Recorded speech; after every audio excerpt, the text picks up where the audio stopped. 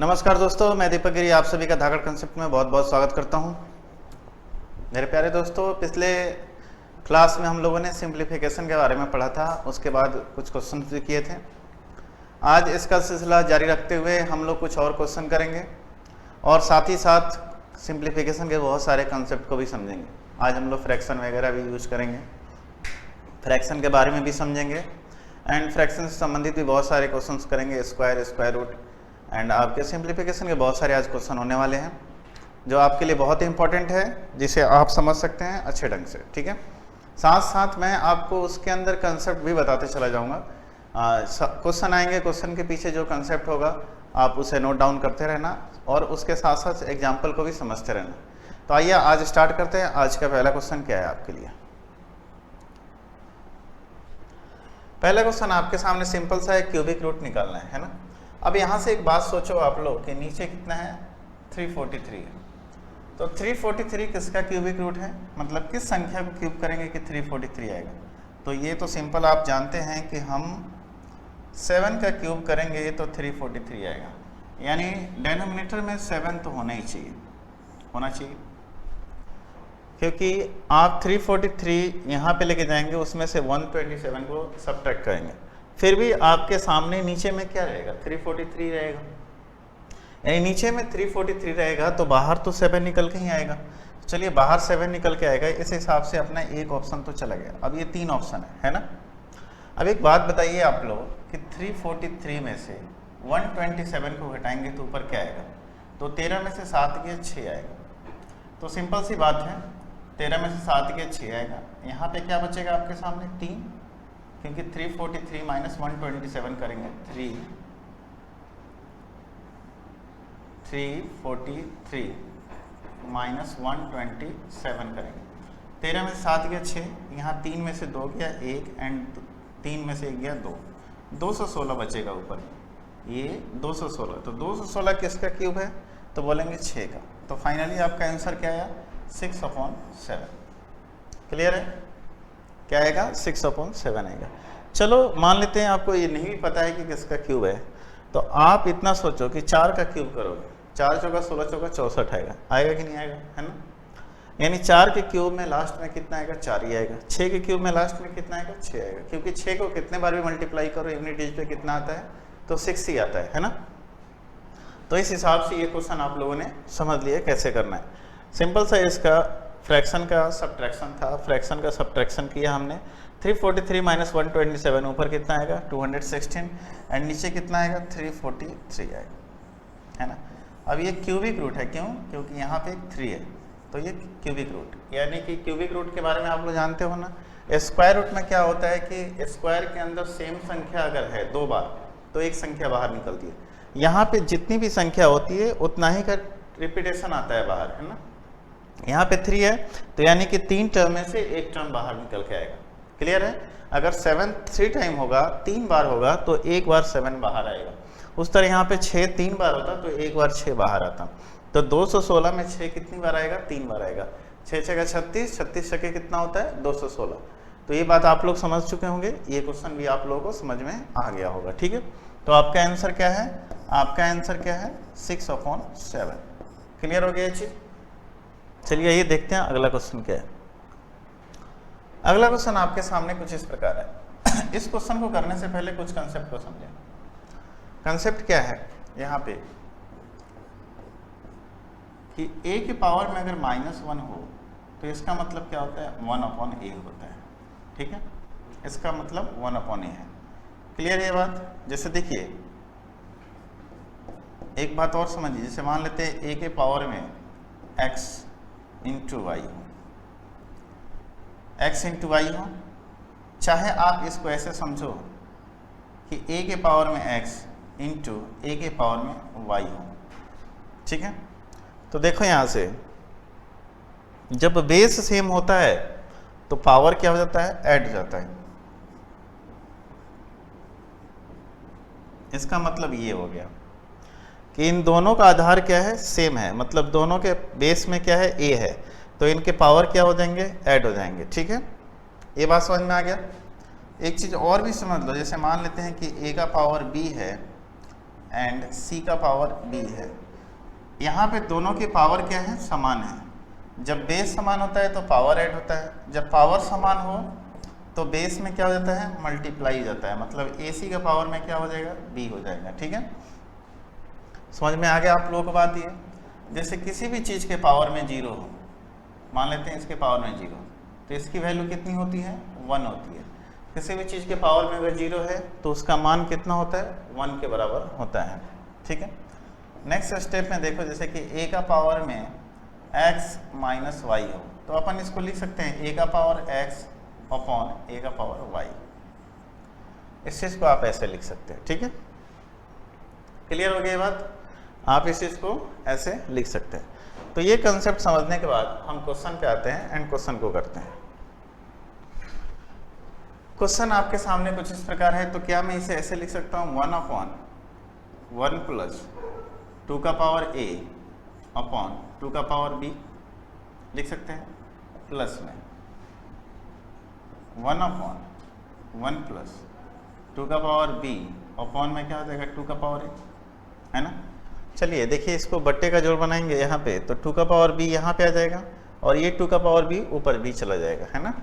तो आप इसको लेके ऐसे ले लीजिए, 2 का पावर b अपॉन में 2 का पावर b प्लस 2 का power a and plus same way में कर सकते हैं। यहाँ पे 2 का पावर कितना हो जाएगा, a चला जाएगा ऊपर एंड 2 का पावर a प्लस 2 का पावर कितना, b। क्लियर है, इन दोनों का आधार समान है। यहाँ पे भी 2 का पावर a प्लस 2 का पावर b है, यहाँ पे भी 2 का पावर a प्लस 2 का पावर b है।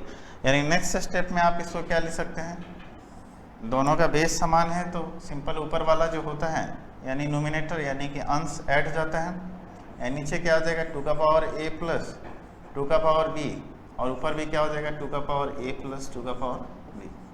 कट के कितना आ जाएगा, इसका आंसर 1 आ जाएगा। क्लियर है चीज़। तो इस क्वेश्चन को करने से पहले जो मैंने पीछे कंसेप्ट बताया था, इस कंसेप्ट को आप लोग समझ लेना। ये जो मैंने आपको कंसेप्ट बताया था ये वेरी इंपॉर्टेंट कंसेप्ट है ना। इस चीज़ को आप लोग समझ लेना। एक कंसेप्ट ये था आपका, ठीक है, एक ये आपका, एक ये, ठीक है, ये याद रख लेना इस चीज़ को, ठीक है, काम आएगा ये आपके आगे। और भी सिंप्लीफिकेशन के क्वेश्चन करने में ये चीज़ आपके लिए क्या हो जाएगा, वेरी हेल्पफुल होगा, है ना। इस चीज़ को आप लोगों को समझना बहुत ज़रूरी था, ठीक है। अब ये चीज़ समझ गए हैं तो आइए हम नेक्स्ट क्वेश्चन की तरफ बढ़ते हैं। अगला क्वेश्चन क्या है, तो आइए नेक्स्ट क्वेश्चन की तरफ बढ़ते हैं। अगला क्वेश्चन क्या है, इसको देखिए। अगला क्वेश्चन आपके सामने सिंपल सा है, जो कि बोर्ड मास के रूल पे रहेगा, है ना। बोर्ड मास जो मैंने आपको पहले बता दिया था, बी फॉर ब्रैकेट्स, ब्रैकेट्स का यूज पहले करेंगे, जिसमें सबसे पहले छोटा वाला ब्रैकेट्स, फिर करली ब्रैकेट्स, फिर आपके बड़े वाले ब्रैकेट्स, ठीक है। आगे देखिए, ओ का मतलब क्या है, ऑफ। ऑफ का क्या होता है हिंदी, का। मतलब का मतलब क्या है, यहाँ पे गुना का ही सेंस होता है, लेकिन इस वाले मल्टीप्लाई से पहले इसका काम करेंगे, ठीक है। D for divide, A for addition and S for क्या है आपका, सब्ट्रैक्शन, है ना। समझ में आ गया, ये एडिशन का साइन है ना। क्लियर है चीज। तो ये चीज बोर्ड मास जो हमने पहले आपको बता दिया था, अब हम इसका क्या करेंगे, सॉल्यूशन करेंगे, ठीक है। तो आइए सवाल का सॉल्यूशन करते हैं। ये सॉल्यूशन आप क्वेश्चन है आपके लिए, है ना। सबसे पहले तो आप इस छोटे वाले ब्रैकेट से बाहर देखिए क्या निकलता है। तो देखिए आप इतना सोचिए एक बार के लिए, ये कितना हो गया, डेढ़ हो गया। कितना हो गया, डेढ़, मतलब 1.5, है ना, 1.5। अगर इन दोनों को आप जोड़ोगे तो क्या आएगा, मतलब 1/3 माइनस में है, 1/6 भी माइनस में है। अगर आप इन दोनों को जोड़ते हो तो क्या आता है, मतलब जोड़ोगे इसलिए क्योंकि दोनों का साइन समान है ना। तो फाइनली तो आपको 1.5 में से इसको घटाना है ना। तो 1.3 का मतलब क्या होता है, 0.33, है ना। 1/6 का मतलब क्या होता है, तो 1/6 का मतलब होता है, आप चाहे ऐसे देख लो ना, यहाँ पे 1/3 और 1/6 को आप जोड़ लो एक बार, ठीक है। अगर मैं करूँ इसमें से, अगर देखो आप एक बार के लिए कि यहाँ पे 1 है, मैं ऊपर नीचे 2 से मल्टीप्लाई कर दूँ, है ना, तो कितना हो जाएगा, 2 एंड कितना हो जाएगा, 2 एंड 1, 3/6 यानी 1/2 कितना हो जाएगा, 1/2। अगर इन दोनों को जोड़ोगे तो कितना आ जाएगा 1/2 आ जाएगा। और 1.5 में से अगर 0.5 घटाएंगे तो इसका मतलब क्या हो गया 1 हो गया। हो गया कि नहीं हो गया बताइए।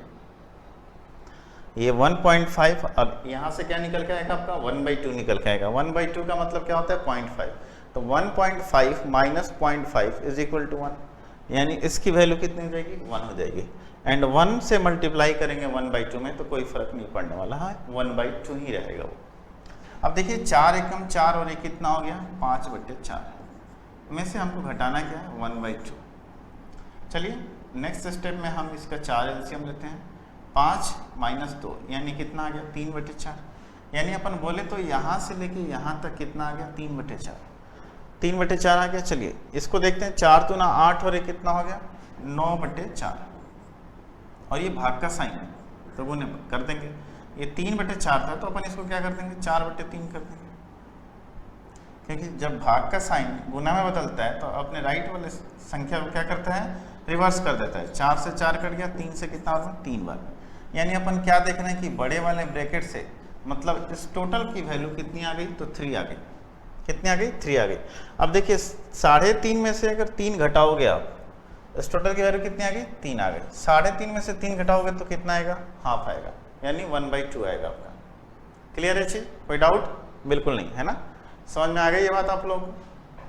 तो चलिए आइए नेक्स्ट क्वेश्चन की तरफ बढ़ते हैं। अगला क्वेश्चन क्या है, ये है कितना 6.25%, यानी 6 से 1/4% ऑफ 1600 12.5% ऑफ 8 से इक्वल। मैंने परसेंटेज में आप लोग क्या पढ़ाया था, 6 से 1/4% का मतलब क्या होता है, तो बोला था 1 कितना होता है 16। देखिए 6 चौका 24 और 1 25/400, 25/400 का मतलब कितना हो गया 1/16, और 12.5% का मतलब कितना होता है तो 1/8। ये चीज परसेंटेज में आप लोगों को बताया था, कितना हो जाता है 1/8, यानी कि 1600 में 1/16 से भाग देंगे तो कितना आएगा 100, और 800 में 1/8 से भाग देंगे चाहे गुना करेंगे 1/8 से। ऑफ का मतलब क्या है गुना, यहाँ भाग नहीं गुना होगा, ठीक है। ऑफ का मतलब क्या हो जाता है गुना, तो इसमें 1/16 से गुना करेंगे तो कितना आएगा 100 आएगा। यहाँ से 1/8 से गुना करेंगे तो कितना आएगा 800 आएगा, मतलब 100 आएगा। तो यहाँ से भी 100 आएगा एंड प्लस वहाँ से भी 100 आएगा। 100 + 100 कितना हो गया 200। क्लियर है, अगर इसका मान आपको पता है तो फटाफट आप इस चीज़ को कर सकते हैं, है ना। 6 से 1/4% का मतलब कितना होता है 1/16, 12.5% का मतलब कितना होता है 1/8 होता है ना। क्लियर हो गया चीज़, ये चीज़ मैंने आपको प्रतिशत में बताया था, शायद ऐसे सवाल भी आपको परसेंटेज में मैंने कराया है। चलिए आइए, जब ये चीज़ समझ गए हैं तो आपको नेक्स्ट क्वेश्चन की तरफ ले चलता हूँ। अगला क्वेश्चन क्या है कि उस संख्या के अंकों का योग क्या होगा जिसमें 1440 को गुना करने पर परिणाम एक पूर्ण घन हो। मतलब पूर्ण घन होने का मतलब क्या होता है, जैसे देखिए पूर्ण घन कौन कौन सी संख्या है, 8 क्या है एक पूर्ण घन है। क्यों, क्योंकि ये 2 गुने 2 होता है, ठीक है। अगर एक ही संख्या 3 बार मल्टीप्लाई हो तो वैसी संख्या क्या होती है पूर्ण घन होती है। जैसे कि देखिए आप 27 क्या है पूर्ण घन है, क्यों, क्योंकि ये 3 गुने 3 है ना, बात समझ में आ गया। उस तरह आपसे देखा जाए तो 64 क्या है भी पूर्ण घन है, क्यों, क्योंकि 4 गुने 4 है। तो उस तरह 1440 है यहाँ पे, ये एक पूर्ण घन है। कह रहा है कि उस संख्या के अंकों का योग क्या होगा जिसे 1440 को गुना करने पर परिणामी संख्या एक पूर्ण घन बन जाए।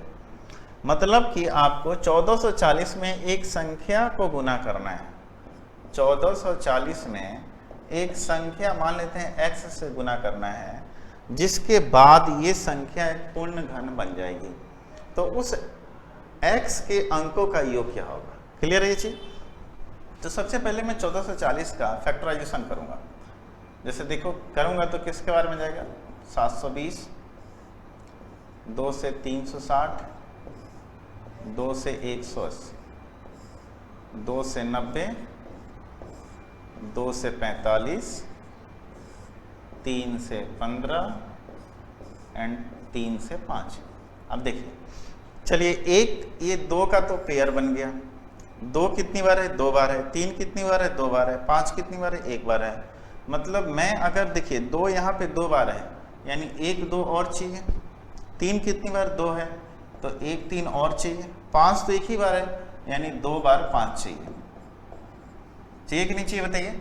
यानी x की वैल्यू क्या हो जाएगी यहाँ से देखिए, 2 कितनी बार था, 3 बार था, तो चलो इसका तो पेयर बन गया, लेकिन 2 की संख्या कितनी बार है, नेक्स्ट 2 की संख्या 2 ही बार है, मतलब 1 2 और आपको चाहिए एक पूर्ण घन बनाने के लिए।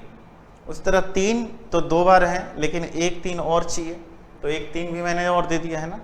5 कितनी बार है, एक ही बार आ रहा है, जबकि हमें 5 की संख्या कितनी बार चाहिए थी, 3 बार चाहिए थी, तो हम 2 5 को और दे दिए। ठीक है, इस हिसाब से देख रहे हैं कि अब जो है अगर मैं इस संख्या से गुना कर दूं इसमें, तो ये एक पूर्ण घन बन जाएगा।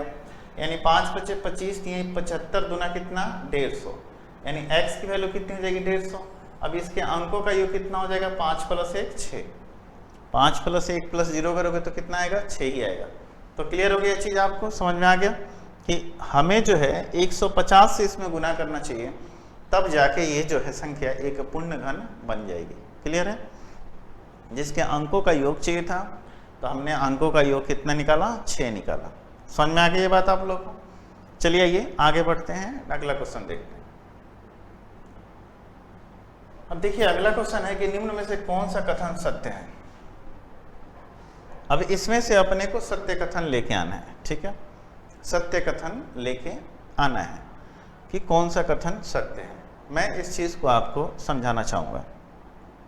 यहां से अगर मान लेते हैं कि यहाँ पे √a + √b है ना, है, इसी चीज को अपन करेंगे आगे, है ना। अगर आप सोचो एक बार के लिए कि मैं इसको स्क्वायर करूंगा तो क्या आएगा, अगर मैं इसका स्क्वायर करूं तो क्या आएगा, आएगा आपके सामने a + b है ना, प्लस 2√√ab आएगा कि नहीं आएगा बताइए। √a का स्क्वायर करेंगे तो ये आएगा, √b का स्क्वायर करेंगे b आएगा, प्लस 2 × ab यानी 2√ab आएगा। यहाँ तक समझ में आ गया आप लोग को, आ गया। अब जैसे देखिए एक बात मैं आपसे पूछ रहा हूँ कि √10 और √12 में कौन सी संख्या बड़ी है, तो बोलोगे जो संख्या बड़ी है वो बड़ी हो जाएगी, क्योंकि √10 की वैल्यू छोटी होगी कि नहीं √12 से। ये भी बात आप समझ में आ गया आप लोग को, यानी कि रूट के अंदर बड़ी संख्या तो बाहर बड़ी संख्या निकलेगी, रूट के अंदर छोटी संख्या तो बाहर छोटी संख्या निकलेगी। ये चीज़ क्लियर है, समझ में आ गया। जैसे एज फॉर एग्जांपल देख लो, √16 और √25 में कौन बड़ा है, तो बोलोगे √16 से 4 निकलेगा, √25 से 5 निकलेगा, यानी 5 बड़ा। यानी रूट के अंदर बड़ी संख्या तो बड़ी संख्या आएगी, आएगी कि नहीं आएगी बोलो। तो चलिए जब ये बात आपने समझ लिया तो इस सवाल पे आते हैं। आप यहाँ पे देखोगे कि 5 और 3 है ना, अगर मैं इसका स्क्वायर करूं, इधर भी स्क्वायर करूं, तो देखिए क्या निकलेगा, 5 + 3 8 और रूट के अंदर 2√15 आएगा। अगर मैं इसकी बात करूं तो क्या आएगा, 5 + 3 + 2√15। क्या ये बड़ा है 6 + 2 + 2√12। 5 और 3 8, 6 और 2 8, ये दोनों कट गए, 2 से 2 कट गया, यानी √15 बड़ा है कि नहीं √12 से, बोलिए, है ना बड़ा। तो यानी पहला कथन अपना क्या है, सत्य है, यानी पहला ही कथन अपना सत्य हो गया। तो इस कंडीशन में मैं आपको बता दूं कि जब भी आपके सामने ऐसा सवाल है, जब इन दोनों का सम आपके लिए इक्वल आ रहा है, जैसे 5 + 3 8, 6 + 2 8, तो आप इन दोनों को गुना करके देख लो, 5 3 15 और 6 दूना 12, 15 बड़ा है कि 12 बड़ा है, तो 15 बड़ा है, तो बोल सकते हैं ये संख्या बड़ी है, यानी ये संख्या बड़ी है और यहाँ बड़ा का साइन भी लगा है। इसका मतलब ये है कि ये वाला जो कथन हमारा है बिल्कुल सही है ना। मैंने क्या बताया आपको कि जब इन दोनों को जोड़ने पे हमारे तरफ दोनों तरफ संख्या समान आ रही है, जैसे 5 और 3 जोड़े तो 8 आएगा, 6 और 2 जोड़ेंगे तो भी 8 आएगा, आएगा ना। मतलब दोनों साइड हमारी संख्याएं जोड़ने पे इक्वल आ रही हैं, तो हमें क्या करना होगा, इन दोनों को गुना करके देखना होगा, जो संख्या बड़ी होगी उस साइड की संख्या बड़ी होगी। यानी 5 3 15 और 6 दूना 12, 15 बड़ा है ना 12 से, तो बोल सकते हैं ये वाली संख्या बड़ी है इससे। ठीक है, क्लियर हो गया ये चीज़। और ये चीज़ आया कहाँ से, ये भी मैंने आपको समझा दिया है। तो चलिए, अगर ये क्वेश्चन आप लोग समझ चुके होंगे तो आइए नेक्स्ट क्वेश्चन की तरफ बढ़ते हैं और अगला क्वेश्चन क्या है उसे देखते हैं। कह रहे कि वह न्यूनतम संख्या क्या है जिससे 625 में भाग देने पर प्राप्त भागफल एक पूर्ण घन हो। कह रहे वह न्यूनतम संख्या क्या है जिससे 625 में भाग देने पर प्राप्त भागफल क्या हो, एक पूर्ण घन हो। फिर से मैं क्या करूंगा कि 625 का फैक्टराइजेशन करूंगा। 5 से कितनी बार कटेगा, 125 बार में। 5 से कितनी बार में कटेगा, 25 बार में। एंड 5 से कितनी बार कटेगा, 5 बार में। यानी कि इस 5 का पेयर तो बन गया, एक 5 एक्स्ट्रा हो रहा है, यानी कि जो एक्स्ट्रा बच रहा है अगर मैं उसमें से हटा दूं, यानी कि 625 में मैं इस एक्स्ट्रा 5 से भाग दे तो भागफल कितना आएगा, 125 बार में कटेगा। यानी 125 का मतलब क्या हो गया कि इन तीन संख्याओं का मल्टीप्लिकेशन, यानी 125 एक पूर्ण वर्ग घन है कि नहीं। तो बोल सकते हैं कि वह न्यूनतम संख्या क्या है, वह न्यूनतम संख्या क्या है जिससे 625 में भाग देने पर प्राप्त भागफल एक पूर्ण घन हो। यानी वो न्यूनतम संख्या आपकी क्या है, तो 5 है, जिससे अगर हम 625 में भाग दें तो भागफल हमारा क्या होगा, एक पूर्ण घन होगा। क्लियर है चीज, कोई डाउट बिल्कुल नहीं होनी चाहिए, है ना। तो चलिए आइए अगला सवाल देखते हैं। अगला सवाल क्या है, अगला सवाल आपके सामने कुछ इस प्रकार से है। इसको बोलते हैं रेकरिंग। क्या बोलते हैं, रेकरिंग बोलते हैं। और रेकरिंग का कॉन्सेप्ट समझिए।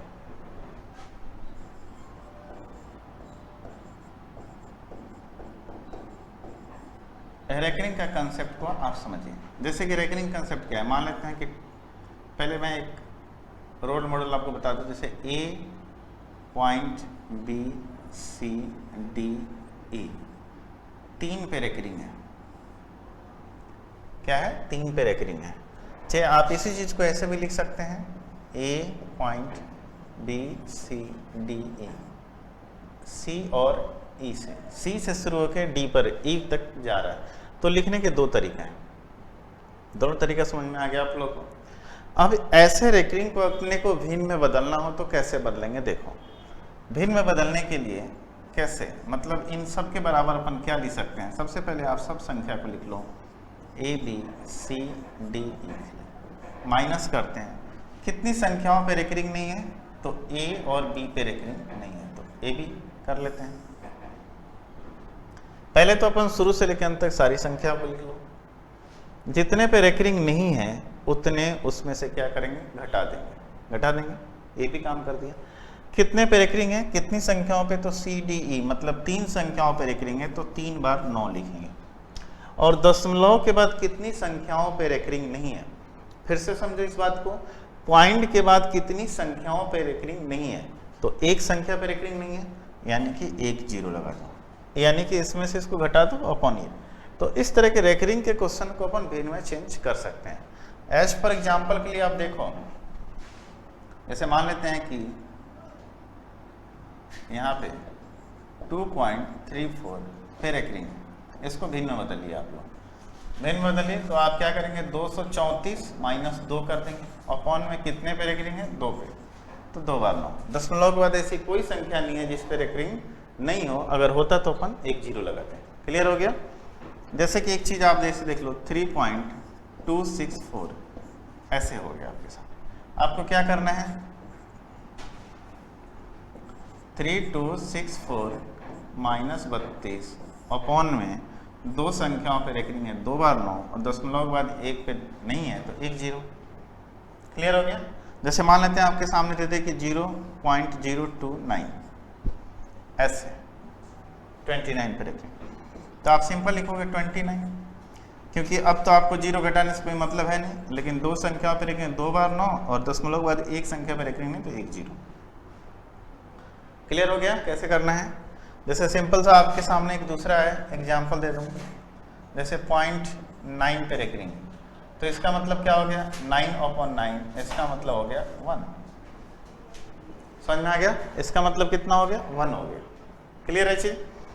तो हम आइए इस क्वेश्चन पे आते हैं। ये आपके सामने क्वेश्चन था तो बताइए यहाँ पे कितना हो जाएगा, 3/9 हो जाएगा, प्लस 6/9 हो जाएगा, प्लस 7/9 हो जाएगा, प्लस 8/9 हो जाएगा, बराबर कितना है, x है।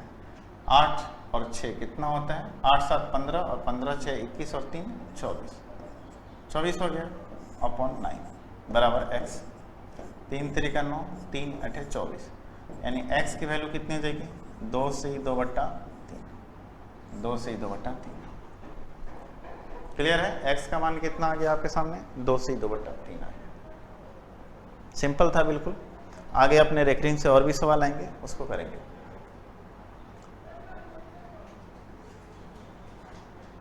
ये सवाल आपके सामने है। सवाल कुछ इस प्रकार है कि 1 - 1 अपॉन कितना है, आप इसको √2 + 1 लिख लो, है ना, एंड प्लस में है 1 अपॉन 1 - √2, ठीक है। कुछ इस प्रकार ये सवाल आपके लिए है ना। अब देखिए, आप तो यहाँ से एलसीएम लेके भी इसको सॉल्व कर सकते हैं, लेकिन मैं क्या चाहता हूँ कि यहीं पे कंजुगेट मल्टीप्लाई कर देते हैं ऊपर नीचे, है ना। चलिए यहाँ पे हम कर लेते हैं, यहाँ से माइनस का साइन बाहर निकाल के मैं यहाँ माइनस दे दूँ, यानी मैं यहाँ से माइनस का साइन बाहर निकाल के यहाँ पे माइनस लगा दूँ और यहाँ कर दूँ √2 - 1। बोलिए, कर सकते हैं ना, बिल्कुल कर सकते हैं। मैं क्या करता हूँ नेक्स्ट स्टेप में कि 1 - 1 अपॉन ये कितना था, √2 + 1 था, एंड माइनस 1 अपॉन √2 - 1 था। अब देखिए मैं करना क्या चाह रहा हूँ, यहाँ पे मैं गुना कर देता हूँ √2 - 1 से,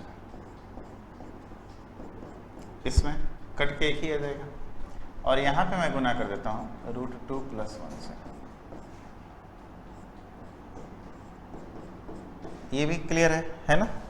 अब देखिए यहाँ से क्या आएगा, ये a + b × a - का फॉर्म आ गया क्या, a + b × a - b, यानी नीचे तो a² - b² बनेगा, यानी √2 का स्क्वायर 2 एंड 1 का स्क्वायर 1, यानी नीचे 1, यहाँ पे भी नीचे 1 बन गया।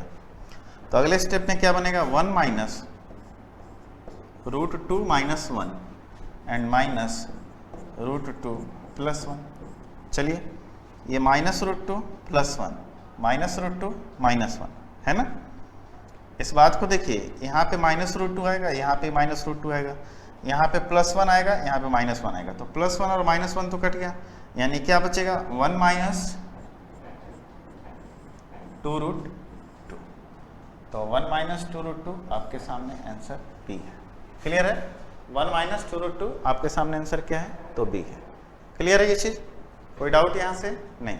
ये सिंपल सा क्वेश्चन था, बस आपको कंजुगेट मल्टीप्लाई करने आना चाहिए। कंजुगेट क्या होता है कि जो नीचे होता है उसके डिफरेंट साइन से अपन मल्टीप्लाई करते हैं, लेकिन ये हर जगह नहीं करते हैं, वहीं करते हैं जहाँ पे आपका नीचे जो है a² - b² करने पे 1 आ जाए, तो उस कंडीशन में अपन क्या करते हैं कि नीचे कंजुगेट मल्टीप्लाई कर देते हैं, जिससे कि नीचे वाला जो संख्या होगा वो क्या हो जाएगा, 1 बन जाएगा। तो आपको भट्टे का जोड़ या घटाव बनाने में थोड़ा सा आसानी हो जाएगा, ठीक है। जब धीरे धीरे आपकी प्रैक्टिस बढ़ जाएगी तो इस कंडीशन में आप डायरेक्ट इस चीज़ को सोच सकते हैं, लेकिन तब जब आप इस पर 20-25 सवाल करेंगे तब। क्लियर है, तो आपकी जिम्मेदारी है कि आप इस पर कितना प्रैक्टिस करते हो, जितना प्रैक्टिस करोगे उतना परफेक्शन आपके लिए बनेगा, ठीक है। चलिए आइए देखते हैं अगला सवाल क्या है। अगला सवाल है कि x का जो मान है 0 और 1 के बीच में है, x का मान 0 और 1 के बीच में है, तो बोल रहे इसमें से कौन सी संख्या जो है, कौन सा जो ऑप्शन है आपके लिए सेटिस्फाइड करेगा, है ना।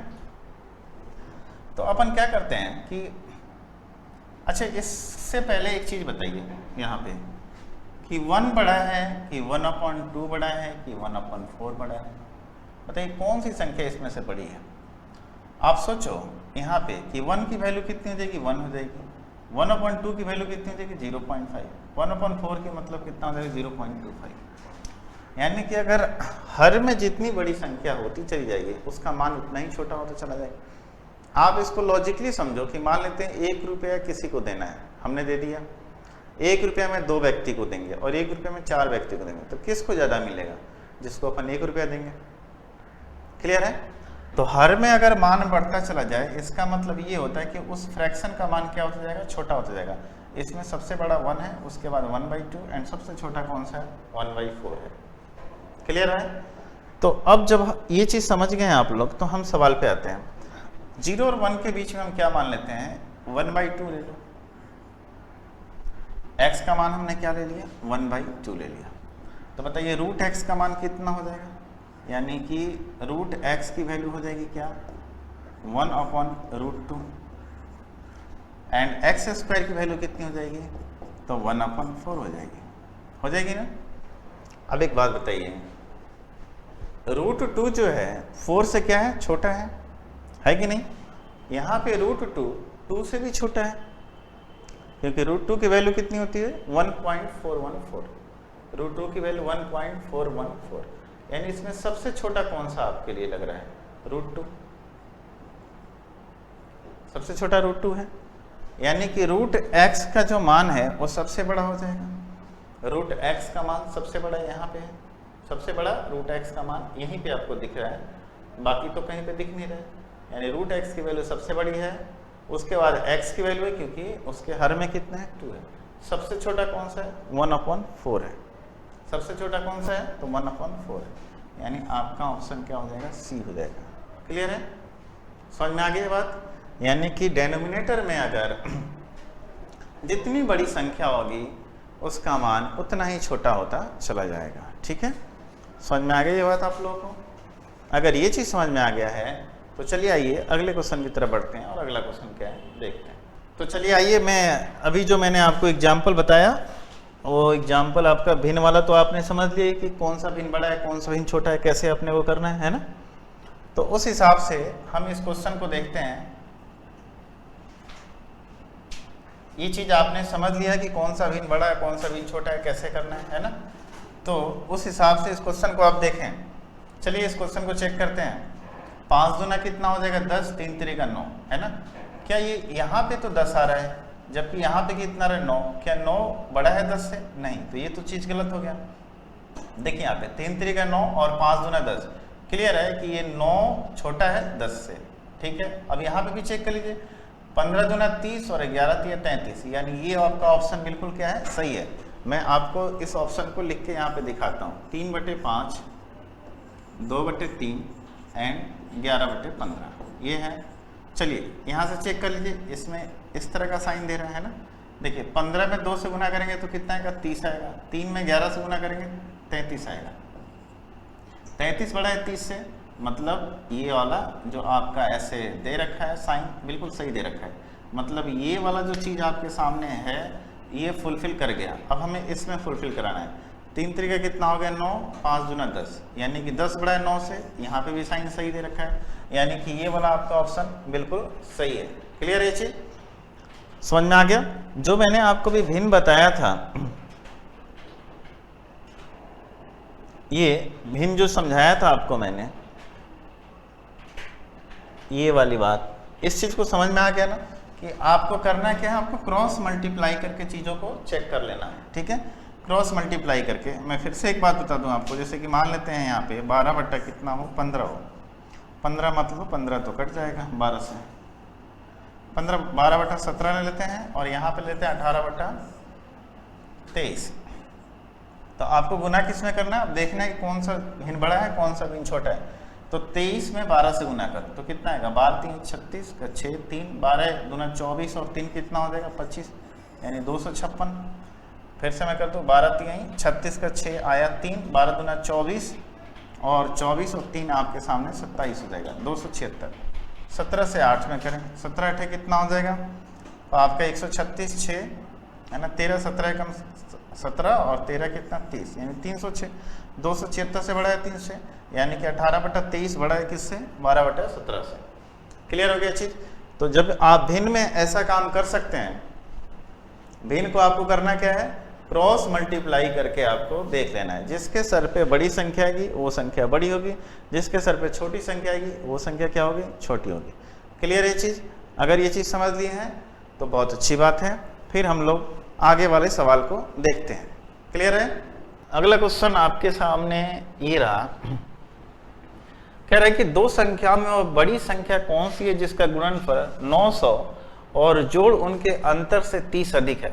अब देखिए कह रहे हैं कि दो संख्याओं में से वह बड़ी संख्या कौन सी है जिसका गुणनफल तो 900 है ना, और जोड़ जो है उनके अंतर से 30 अधिक है। अब देखो जोड़ मतलब दो संख्या कोई भी ले लो आप, x एंड y, इनका जोड़ जो है इनके अंतर से अगर मैं बात करूं, अंतर ले लो x माइनस वाई, ठीक है, से कितना ज्यादा है तो 30 ज्यादा है, यानी ये चीज इससे 30 ज्यादा है, तो बोल सकते हैं इन दोनों के बीच में बराबर का साइन तभी आएगा ना जब मैं इधर 30 को ऐड कर दूंगा।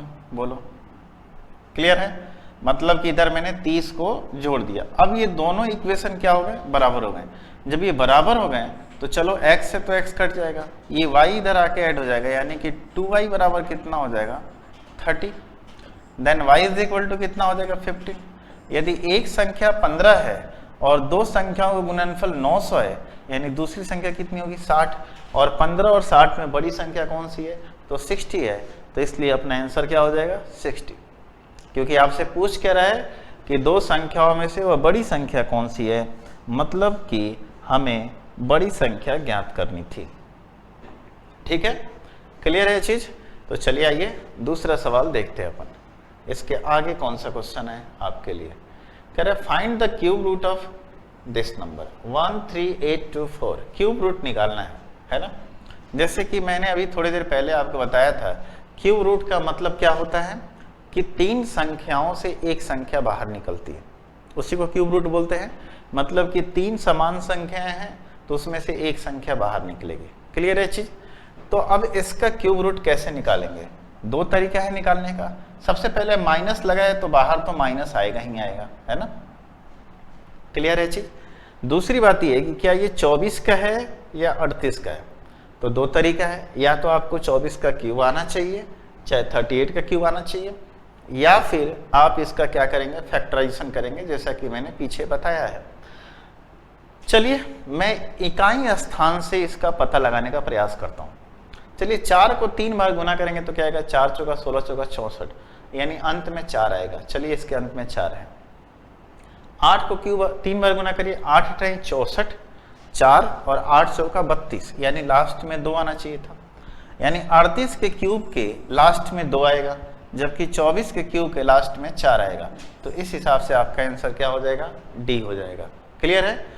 यहां से हमने इकाई स्थान पे इनको क्या किया, आइडेंटिफाई किया। इसके आप 24 का क्यूब भी कर सकते हो या इसका फैक्टराइजेशन भी कर सकते हो, दोनों बातें आप कर सकते हो। क्लियर है। लेकिन जब चीजें आसान हो रही हैं तो हम टफ की तरफ क्यों जाएं, बात समझ में आ गई आप लोगों को, है ना। तो आइए अगला क्वेश्चन देखिए। अगला क्वेश्चन आपके सामने कुछ इस प्रकार से है। फिर से आपको इसका क्यूब निकालना है, इसका भी क्यूब रूट निकालना है, एंड देन, है ना। तो चलिए मैं ऐसे बात करता हूं, इसका तो क्या निकलेगा 3 निकलेगा, और नीचे कितना निकलेगा 8 निकलेगा, गुने ये कितना है -5 यहां से निकलेगा, एंड यहां से भी माइनस निकलेगा, तो माइनस इंटू माइनस प्लस हो जाएगा। ठीक है। अब एक बात बताइए, यहाँ पे 2197 है, 2197 किसका क्यूब होना चाहिए, किस संख्या का क्यूब 2197 होना चाहिए। ठीक है। तो मेरे ख्याल से ये जो है, या तो आप इसको फैक्टराइजेशन करके निकाल लीजिए, या फिर आप कुछ अनुमान लगाइए। 20 का क्यूब कितना हो जाएगा, 20 का क्यूब 8000 के करीब आ जाएगा, 2 दूना 4 दूना 8। ठीक है। 15 का क्यूब अगर सोचो आप, तो 15 कितना होता है 225 होता है। यदि आप 225 में 15 से गुना करोगे तो ये 3000 के आसपास जाएगा, 3000 से ज़्यादा ही जाएगा। ठीक है। लेकिन ये 3000 से कम है, और लास्ट में 7 है, यानी 3 का क्यूब के लास्ट में ही 7 आता है, यानी 3 3 का 9 3 27, यानी कि बोल सकते हैं ये किसका क्यूब है, तो 13 का है, यानी कि -13। किसका, -13। तो देखिए 13 × 5 कितना हो जाएगा 95, या कितना हो जाएगा, तो आप बोल सकते हैं, सॉरी 13 × 5 कितना होता है 65, है ना। अब 65 कितना हो गया 195। ठीक है। समझ में आ गया ये चीज? तो कितना हो गया, माइनस और माइनस प्लस, ठीक है। 13 × 5 = 65 दिया, कितना 195, और नीचे 8 है तो 8 आएगा ही। और आप थोड़ा सा दिमाग लगाते इस चीज को तो इतना करने की अपने को जरूरत ही नहीं थी, आप पहले ही टर्म से आंसर ले लेते। क्यों? क्योंकि देखिए इसके लास्ट में डिनोमिनेटर में कितना है, 8 है। एक ही ऑप्शन है जो कि आपके सामने क्या है, 8 है, और वो ऑप्शन आपका क्या है, डी है। अगर आपको इसका क्यूब नहीं भी पता होता तो भी अपना आंसर हो जाता।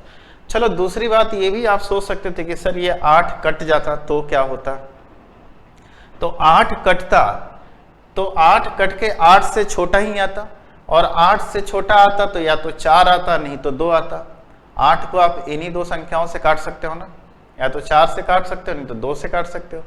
जबकि आप देखोगे 4 से काटोगे तो डिनोमिनेटर में कितना आता, 2 आता। कहीं 2 दिख रहा है आपको, नहीं दिख रहा है। अगर 2 से काटते तो डिनोमिनेटर में कितना आता, 4 आता। कहीं 4 दिख रहा है क्या, नहीं दिख रहा है। क्लियर है ये बात? यानी कि 8 का मल्टीपल ही आता या 8 का फैक्टर आता। मल्टीपल होने का सवाल नहीं है क्योंकि इसके नीचे कुछ नहीं है। कुछ होता तब तो मल्टीपल होता, तब तो उसका गुना होता।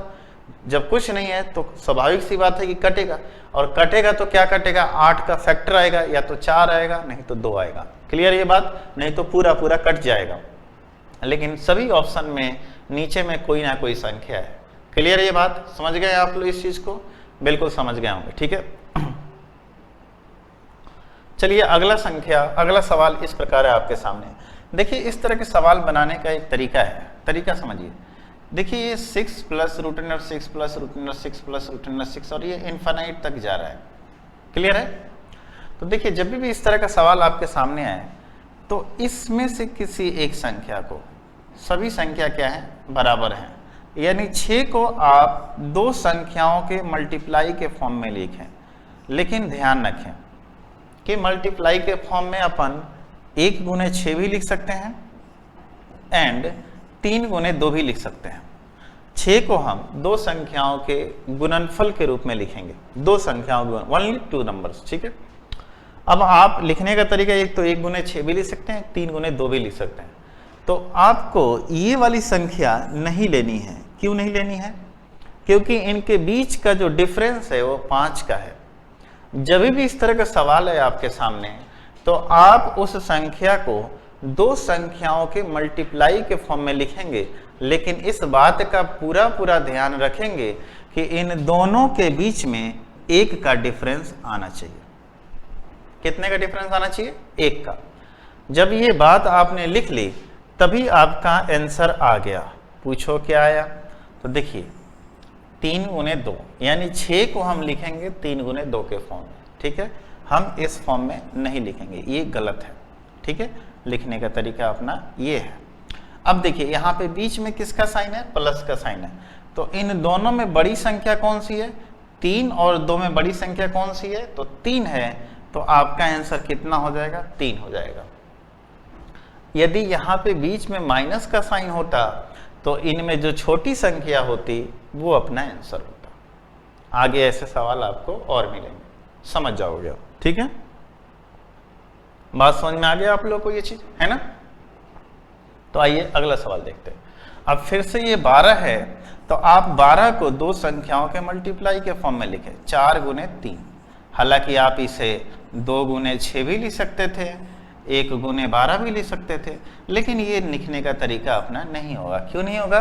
क्योंकि 2 और 6 में डिफरेंस 4 का है और 1 और 12 में डिफरेंस किसका है? 11 का है। हमें तो वैसी संख्याओं का फैक्टर लिखना है, चाहे मल्टीप्लाई करके लिखना है, जिसमें अंतर कितने का हो? 1 का हो। और 4 और 3 में अंतर कितने का है? 1 का है। तो आप ही बताइए यहाँ पे बीच में किसका साइन है? प्लस का साइन है। इसका मतलब इन दोनों में जो बड़ी संख्या है वही आपका आंसर होगा, और आपका आंसर कितना होगा? 4 होगा। क्लियर है ये बात? समझ गए आप लोग? चलिए आइए अगला सवाल देख लेते हैं। अगला सवाल, अब यहाँ पे देखिए 20 है, तो 20 को फिर से मैं दो संख्याओं के मल्टीप्लाई के फॉर्म में लिखूंगा, और वो दो संख्या कौन सी है बताइए? तो फटाक से बोल सकते हैं आप लोग 4 × 5। हालांकि 2 × 10 भी होगा, 1 × 20 भी हो सकता है, लेकिन उनको हम नहीं लिखेंगे। क्यों नहीं लिखेंगे? क्योंकि उनके बीच का गैप 1 का नहीं है। 4 और 5 के बीच का गैप कितने का है? 1 का है। अब बताइए इसमें बीच में किसका साइन है? माइनस का साइन है। तो बताइए 4 और 5 में छोटा कौन है? तो बोलोगे 4 है। तो आपका आंसर कितना हो जाएगा? 4 हो जाएगा। क्लियर है ये बात? तो जब भी आप एग्जाम में ऐसे प्लस और माइनस वाले सवाल है आप कर सकते हो। ठीक है, आइए आगे बढ़ते हैं एंड अगले सवाल की तरफ चलते हैं।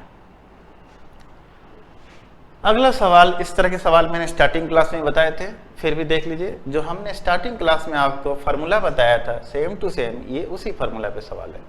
बताइए 0.051, 0.051, 0.051 ये क्या है? एक ही संख्या 3 बार मल्टीप्लाई और ये भी एक ही संख्या 3 बार मल्टीप्लाई है। यानी कि मैं बोल सकता हूं कि ऊपर में AQ प्लस BQ है क्या? बताइए है। नीचे में क्या है? A² minus AB plus B², A² minus AB plus B²। Clear है ये चीज? क्या मैं AQ प्लस BQ को लिख सकता हूँ A plus B into A² minus AB plus B², और नीचे में क्या है? A² minus AB plus B², है ना? एक सेम चीजें हैं तो कट जाएंगे। हमारा बचा क्या है? इसके बदले में बचा है A प्लस B और 0.051 अपॉन में 0.041, इन्हीं को जोड़ेंगे ना।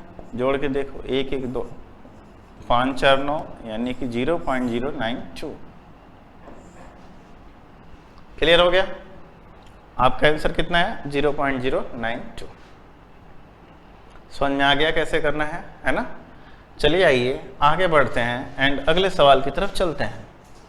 अगला सवाल फिर से उसी तरह का भिन्न से आ गया कि निम्न भिन्नों में से कौन सी भिन्न सबसे वो छोटी है? छोटी भिन्न अपने को देखना है।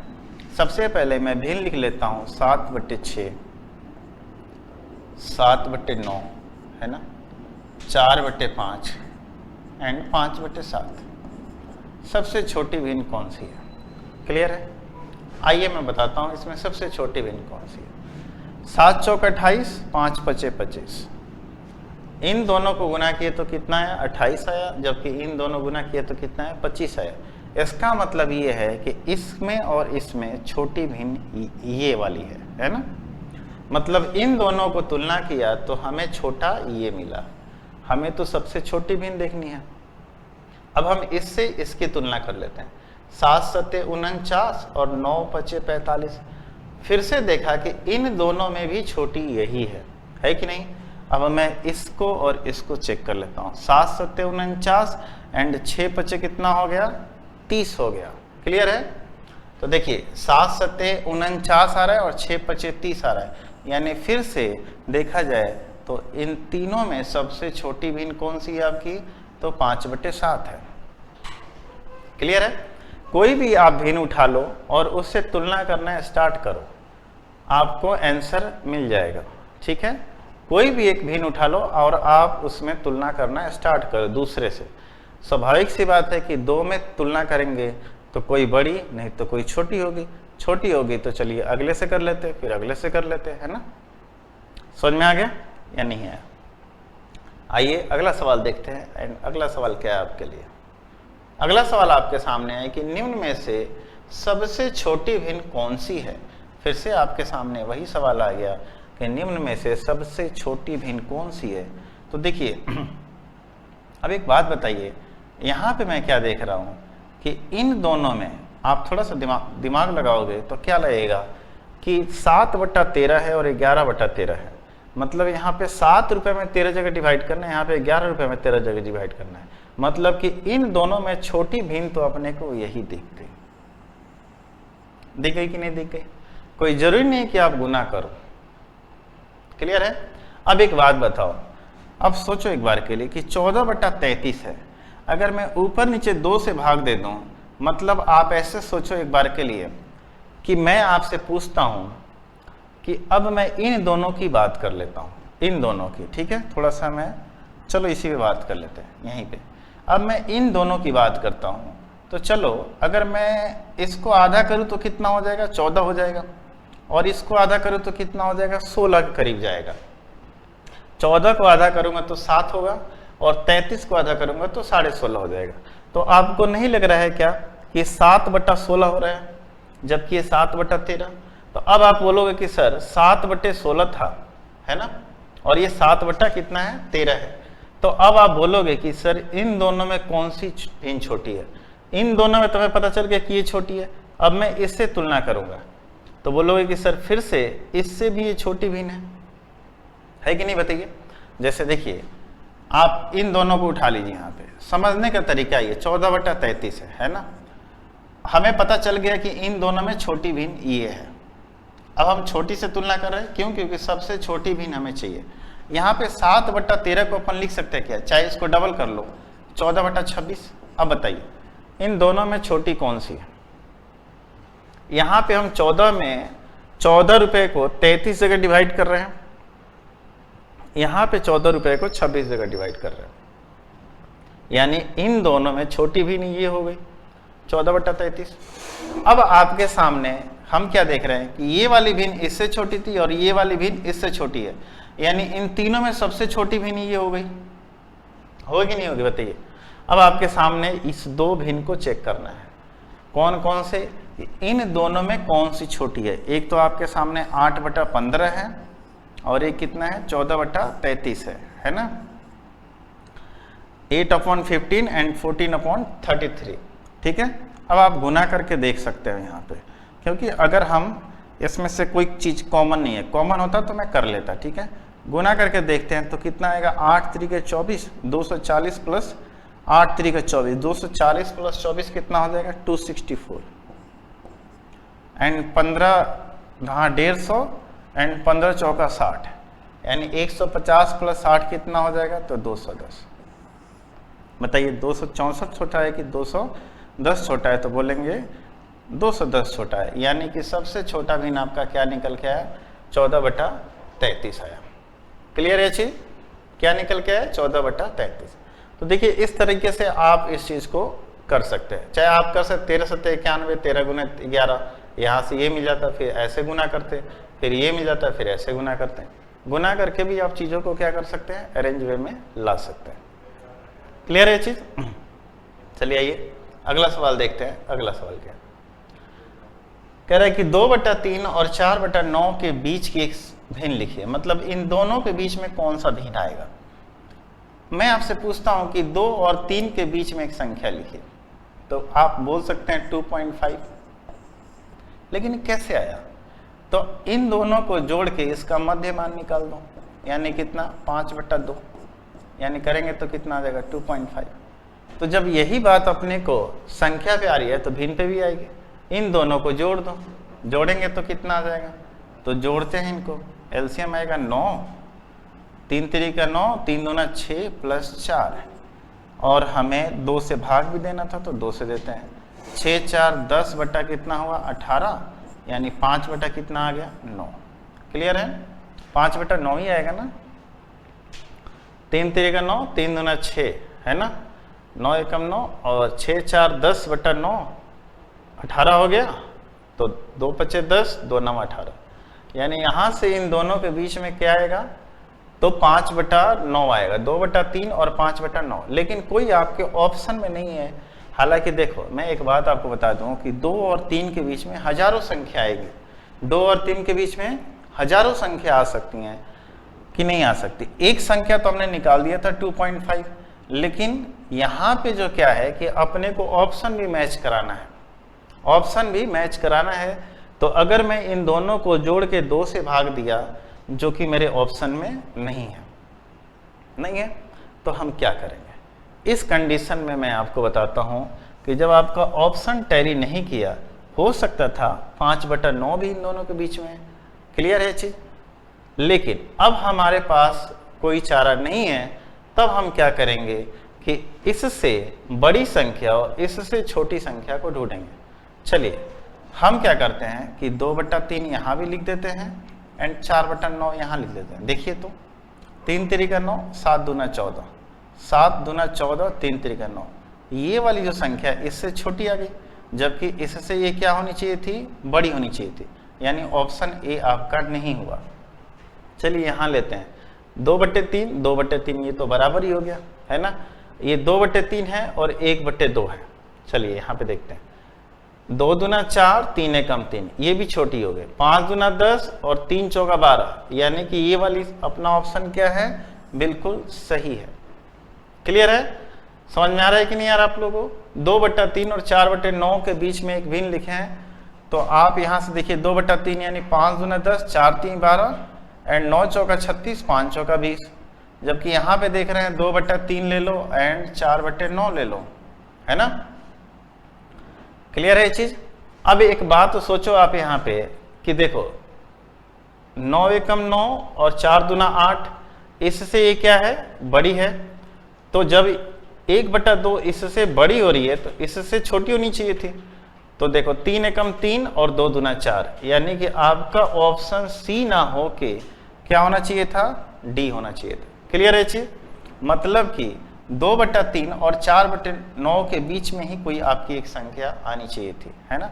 चाहे आप, जब मैं बोलूं कि 2 और 3 के बीच की संख्या लो, चाहे 3 और 2 के बीच की संख्या लो, बात तो एक ही है, बीच में ही आनी चाहिए।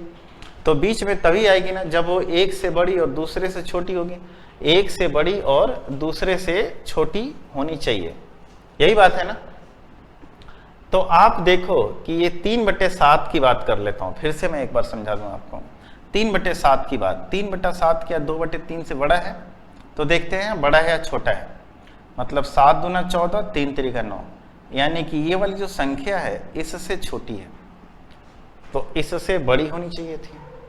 9 3 27 और 7 चौका 28, मतलब ये जो संख्या है इससे भी छोटी है और इससे भी छोटी है, मतलब ये नहीं बनेगा। एक से छोटी और दूसरे से बड़ी होनी चाहिए, तभी तो बीच में आएगी ना। यहां से देख लो, चलो यहाँ 2/3 ले लो एंड 4/9 ले लो, एक से बड़ी दूसरे से छोटी होनी चाहिए थी।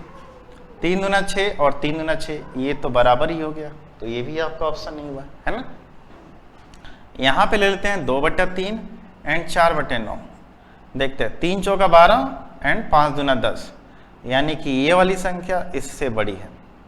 9 चौका 36, 5 चौका 20, ये वाली संख्या इससे भी बड़ी है, तो इस हिसाब से आपका आंसर क्या हो गया, डी हो गया। क्लियर है ये चीज, क्योंकि ये एक से बड़ी और दूसरे से छोटी होगी। समझ में आ रहा है कि नहीं आ रहा आप लोगों को। अब 1/2 को चेक कर लो, 1/2 को चेक कर लो आप लोग ध्यान से। 2/3 एंड 4/9, देखो 3 एकम 3, 2 दूना 4, यानी ये वाली संख्या इससे क्या है, तो छोटी है। अब ये वाली संख्या इससे बड़ी होगी, देखिए 9 एकम 9, 4 दूना 8, है कि नहीं बड़ी। देखिए 1/2 2/3 से छोटी एंड 4/9 से बड़ी। क्लियर हो गया। दो तरीका मैंने आपको यहाँ पे बताया, एक तो आप इन दोनों को जोड़ के 2 से भाग दे दो, बीच वाली एकदम मिडिल वाली संख्या आ जाएगी, है ना। लेकिन कोई जरूरी नहीं है कि मिडिल वाली संख्या ही है, ऑप्शन में आपको बिना मिडिल वाली संख्या भी दिया जा सकता है। क्लियर हो गया ये बात, समझ में आ गया आप लोगों को, कोई डाउट बिल्कुल नहीं होनी चाहिए, है ना। अगला सवाल फिर से इसी तरीके से है कि आपके सामने ये 4 भिन्न दे रखा है, इसको आरोही क्रम में सजाएं। आरोही और अवरोही क्रम जानते हो क्या होता है। सबसे पहली बात तो ये समझ लो आप लोग, आरोही क्रम क्या होता है। जैसे देखिए 2 4 6 10, ये क्या है, आरोही क्रम है, आरोही, है ना। एंड अगर मैं बोलूँ यही चीज 10 6 4 और 2, ये क्या है, अवरोही। अब एक बात समझो आप लोग, आरोही और अवरोही तो समझ में आ गया आप लोगों को। सबसे छोटा, फिर उससे बड़ा, फिर उससे बड़ा, फिर उससे बड़ा, छोटे से बड़े की तरफ जा रहे हैं तो आरोही क्रम है, बड़े से छोटे की तरफ आ रहे हैं तो अवरोही क्रम है। इसको इंग्लिश में बोलते हैं असेंडिंग ऑर्डर, इसको बोलते हैं डिसेंडिंग ऑर्डर। क्लियर है। तो ये जब दोनों बातें आपको समझ में आ गई तो समझो इस चीज को, यानी कि सबसे पहले अपने को सबसे छोटा देखना है। तो इस तरह के सवाल में आपको इसको ना चेक करते हुए आप ऑप्शन को ही क्यों ना चेक कर लो। 8 चौका 32, 7 पचे 35, ठीक है। 7 सत्ते 49, 8 छः 48, ये गलत हो गया। 6 चौका 24, 5 पचे 25, 7 पचे 35, 6 छः 36, 8 छः 48, 7 सत्ते 49, यानी ये आपका अवरोही क्रम है। क्लियर है? ये आपका क्या है? अवरोही क्रम है ना। चलिए आइए आगे बढ़ते हैं एंड अगला सवाल देखते हैं।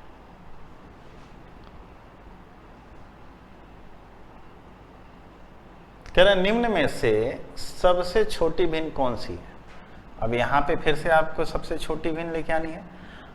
तो देखिए यहाँ पे क्या करना है कि सबसे छोटी भिन्न अपने को देखनी है। सबसे पहली बात तो ये है कि 8/7 ये सबसे बड़ी भिन्न है, क्योंकि इसका अंश जो है हर से बड़ा है, बाकी का अंश जो है हर से क्या है? छोटा है। मतलब सबसे छोटी भिन्न चाहिए। ये वाली तो भिन्न पहले ही कट गई, ठीक है। अब अपने को इन तीन में से देखना है कि कौन सा भिन्न आपका सबसे छोटा है। क्लियर है? इन तीनों में से सबसे छोटा भिन्न कौन सा है, ठीक है। अब देखिए सबसे छोटा भिन्न कौन सा है। 23 में 7 से गुना करेंगे और 23 में 11 से गुना करेंगे। क्लियर सी बात है कि भाई 23 में 11 से और 23 में 7 से, मतलब कि ये वाली भिन्न ये 11/23 है 7/23 से बड़ी है। मतलब कि इन तीनों में सबसे छोटा भिन्न कौन सा निकल के आ गया? 7/23। अब आपके सामने दो भिन्न बच गया है, इन दोनों की तुलना आपको करनी है। कौन कौन सी? एक तो आपके सामने 7/23 और एक आपके सामने कितना है? 14/53। अब इनको गुना करेंगे तो 7×5 = 35, 350 प्लस 7 × 21 यानी कि 371। 23 में करेंगे तो देखिए 14 दूना कितना हो गया? 28, 280, 14 × 42 है ना। तो आप ऐसे देख लो 14 × कितना हो गया? 42 का 2 आया 4 है ना। और 14 दूना 28 और 4 कितना? 32 यानी 322 और 371। छोटा कौन सा है? तो ये वाला, यानी बोल सकते हैं कि 14/53 जो है आपका सबसे छोटा भिन्न है। तो देखिए इस तरह के सवाल में थोड़ा सा आपको दिमाग भी लगाना चाहिए। कौन सा दिमाग लगाना चाहिए? तो जो एक तेज विद्यार्थी लगाता है। क्लियर है? कैसे? तो थोड़ा सा तुलनात्मक दृष्टि भी देखना चाहिए आपको। समझ में आ गया? तो आइए अगला क्वेश्चन देखते हैं। अगला क्वेश्चन क्या है आपका? अगला क्वेश्चन फिर से आपके निम्नलिखित भिन्नों को अवरोही क्रम में सजाएं। इस बार हमें अवरोही क्रम में सजाना है, यानी कि सबसे पहले सबसे बड़ी भिन्न, फिर उससे छोटी, फिर उससे छोटी। ऑप्शन से कर लेते हैं। 9 × 3 = 27, 7×5 = 35, जो कि क्या है? गलत है। सबसे पहले सबसे बड़ी भिन्न आनी चाहिए थी। 11 × 9 = 99, 13 × 7 = 91। ये दो भिन्न में ये बड़ी है, ये छोटी है। 7×5 = 35, 9 × 3 = 27, यानी ये वाला आपका ऑप्शन क्लियर है। देखिए कितना जल्दी पता चल गया कि कौन सा भिन्न बड़ा है, कौन सा भिन्न छोटा है। 11 × 9 = 99, 13 × 7 = 91, यानी इन दोनों के सर पे देखा जाए तो 99 है, 91 है, मतलब ये बड़ी भिन्न है इन दोनों में। अब इन दोनों में अगर बीच वाली भिन्न बड़ी आ जा रही है इन दोनों में, तो अपना अवरोही क्रम क्लियर है। तो 7 में 5 से गुना करेंगे 35 आएगा, और 9 में 3 से गुना करेंगे 27 आएगा, यानी कि 35 जो है 27 से बड़ी है, यानी कि ये वाली भिन्न इससे बड़ी है और ये वाली भिन्न इससे बड़ी है ना। तो इस हिसाब से आपका ये ऑप्शन क्लियर है, ठीक है। तो आइए आगे बढ़ते हैं, अगला क्वेश्चन देखते हैं। कह रहे निम्न में से सबसे बड़ी भिन्न ज्ञात करें। बड़ी भिन्न ज्ञात कर लेते हैं। देखिए बड़ी भिन्न कैसे निकलेगा, तो अब एक बात मैं आपको बताता हूँ, थोड़ा सा यहाँ से समझो। जैसे मैं बोल लूँ कि 1/2, 2/3, 3/4, 4/5, 5/6, एक सीक्वेंस में जा रहा है ना।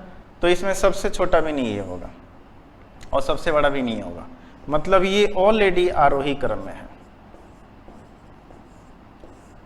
आरोही क्रम में है। ये ऑलरेडी भिन्न कैसा है? तो आरोही क्रम में। अब ऐसे देखो 4/5 छोटा है किससे? 5/6 से। 5/6 किससे छोटा है? 6/7 से। और 6/7 छोटा किससे? 7/8 से। मतलब अगर इस भिन्न को आरोही क्रम में लिखोगे तो सबसे पहले आएगा 4/5, फिर आएगा 5/6, फिर आएगा 6/7 एंड लास्ट में आएगा 7/8। यानी सबसे बड़ी भिन्न कौन सी हो जाएगी? तो 7/8। क्लियर है? तो ये भी एक तरीका है चीजों को समझने का, है ना। समझ में आ गई ये बात आप लोगों को? तो आइए अगला सवाल देखते हैं। अगला सवाल क्या है आपके लिए? अगला सवाल है आपके सामने 1/3, 4/7 और 2/5 को आरोही क्रम में लिखने पर प्राप्त होगा। आरोही क्रम में लिखने पर प्राप्त होगा, यानी कि सबसे पहले छोटा आएगा, फिर उससे बड़ा, फिर उससे बड़ा। ऑप्शन देखिए 3 × 4 = 12, 7 × 1 = 7, गलत हो गया। 5 एकम 5, 3 दूना 6, ये ठीक है। 7 दूना 14, 5 चौका 20, ये सही है।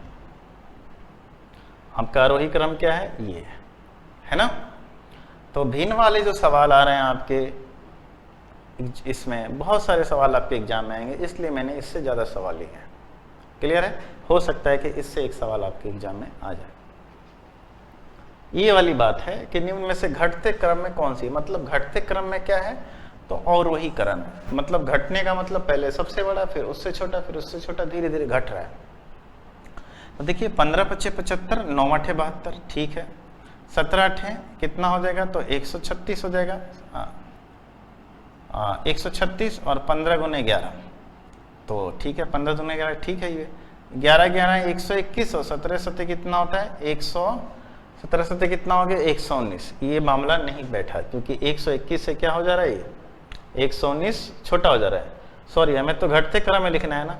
तो चलिए घटते क्रम में 15 × 5 = 75 और 9 × 8 = 72। 75 बड़ा है 72 से, ये तो मामला ठीक है।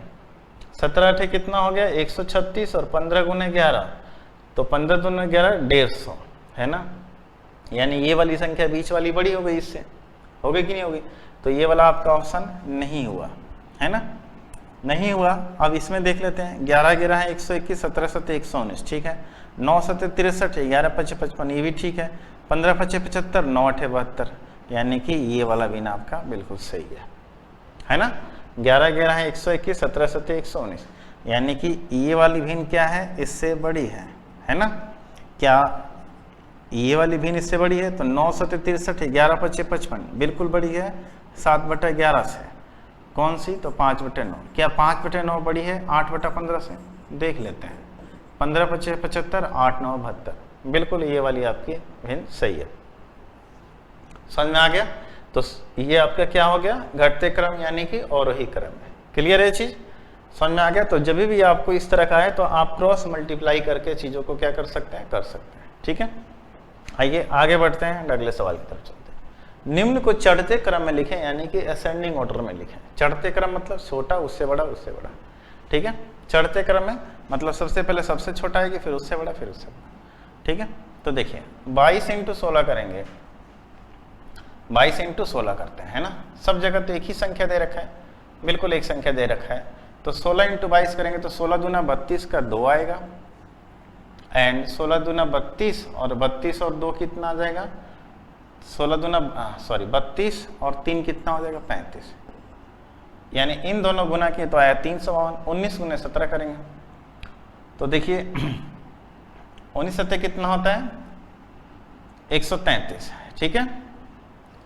133 हो गया, 19 × 8 152, है ना। क्लियर है। 19 × 7 133 का कितना आ गया, 3 आ गया, है ना। 13, 19 एकम 19 और 13 कितना हो गया, तो 32 हो गया, है ना। तो ये कितना हो गया, 332, 352 और 323। एक तो बात क्लियर है कि चढ़ते क्रम में लिखने का मतलब ये है कि ये वाली जो संख्या है इससे छोटी है, मतलब 16/19 से छोटी है 17/22, 16/19 से छोटी है 17/22, यानी कि 16/19 से पहले आना चाहिए था 17/22, है ना, आना चाहिए था ना। तो देखिए यहां से 16/19 से पहले आना चाहिए था 17/22, है ना, जो कि यहाँ पे नहीं है। 16/19 से पहले आना चाहिए था 17/22, यहाँ पे भी नहीं है, यानी यही एक आपका ऑप्शन है। हर जगह क्या है कि 16/19 पहले है, जबकि दोनों में मैंने तुलना की है तो हमें क्या पता चला कि जब भी आएगा तो 17/22 पहले आएगा 352 से, क्योंकि ये छोटा है इससे। तो चढ़ते क्रम में लिखने का मतलब ये हुआ कि पहले छोटा उसके बाद बड़ा। तो आप क्या देख रहे हो कि 16/19 यहाँ भी पहले है, यहाँ भी पहले है, यहाँ भी पहले है, लेकिन इसे पहले होना चाहिए था। और एक ही ऑप्शन आपके पास ये है कि 17/22 16/19 से पहले है। तो देखिए तेज विद्यार्थी इस तरह से चीजों को क्या करता है, क्लियर कर लेता है। समझ में आ गया। कोई जरूरी नहीं है कि आप हर ऑप्शन को चेक करें, चाहे सभी को गुना करें, ठीक है। समझ में आ गया ये बात आप लोगों को, है ना। चलिए अगला सवाल देखते हैं। अगला सवाल आपके सामने कुछ इस प्रकार से कह रहे हैं कि निम्न भिन्नों को आरोही क्रम में सजाएं। आरोही क्रम में सजाने का मतलब है कि सबसे पहले छोटा, फिर उससे बड़ा, फिर उससे बड़ा, है ना। तो देखिए सबसे पहले मैं क्या कर लेता हूं, सबसे पहले अपने को छोटा चाहिए, 18 25 90 और 12 दहा 120। चलिए इन दोनों में ये छोटा है, इन दोनों में देख लीजिए 24 गुने 11 कर लेते हैं तो 240 प्लस 24, तो 240 प्लस 24 यानी कि 264। 18 गुने 7, 18 7 कितना हो जाएगा 126। 6 आए कितना 12, 18 18 18 12 कितना हो गया 30, 306। ये भी ठीक है, यानी कि ये इन दोनों में छोटा है ना। 17 चौका कितना हो गया तो 68 और 24 तिया 72, यानी सबसे बड़ा आपका क्या हो गया 3/4। क्लियर है चीज, सबसे बड़ा कितना हो गया तो 3/4 हो गया। क्लियर है ना चीज। 18 25 90 12 गुने 11 यानी कि ये छोटा ये बड़ा। फिर इनमें देखा तो ये वाली संख्या छोटा हो गई इससे, और इन दोनों में देखा तो ये वाली संख्या इससे छोटी हो गई। समझ में आ गया कि नहीं। तो इस हिसाब से आपका कौन सा आंसर हो गया सी नंबर ऑप्शन। ठीक है, कह रहा है कि 1/0.404 के बराबर है, 1/0.04 के बराबर है। हालांकि मैंने आपको पहले ही बताया था, फिर भी बताता हूँ। एक चीज़ देखो यहाँ से, जैसे मान लेते हैं कि A/B हो अपॉन C हो, तो अपन इसको लिख सकते हैं AC/B। आपके सामने A/B अपॉन में C हो, आप इसको लिख सकते हैं A/BC। कभी भी आपके सामने ऐसे आ जाए A/B अपॉन में C/D, आप इसको लिख सकते हैं AD/BC। क्लियर है, ये तीन चीज़ें आप समझ लीजिए। तो उस हिसाब से अगर देखा जाए तो ये वाली बात आपके सामने आ गई। तो मैं क्या लिख सकता हूँ 1/4 इस दशमलव के लिए 1 और उसके बाद 2 संख्या 00, ये 100 ऊपर चला जाएगा ना, यानी 100/4 और ये कट के कितना आ गया 25। तो आपका आंसर कितना हो जाएगा 25। क्लियर है। तो देखिए आज के लिए इतना ही। हमने प्रतिशत में अभी तक अपने कितने 50 क्वेश्चन कर लिए, और भी कुछ क्वेश्चन करेंगे जिस परसेंटेज बोल रहे हैं सिंप्लीफिकेशन में। सिंप्लीफिकेशन में हमने 50 क्वेश्चन कर लिए, और भी थोड़े क्वेश्चन करेंगे जिससे कि आपका और भी तरीका आप सीख पाओगे कैलकुलेशन करने का, कैसे सोचते हैं एग्जाम के अंदर, जो मैं धीरे धीरे आप लोगों को बताते चला जा रहा हूँ। साथ साथ आपको जो उसके अंदर कंसेप्ट यूज हो रहा है मैं वो भी आपको बताते जा रहा हूँ। ठीक है, तो चलिए मिलते हैं फिर अगले क्लास में कुछ और नए क्वेश्चन के साथ, कुछ और अच्छे कंसेप्ट के साथ। चलिए आज के लिए इतना ही। आप सभी का बहुत बहुत धन्यवाद।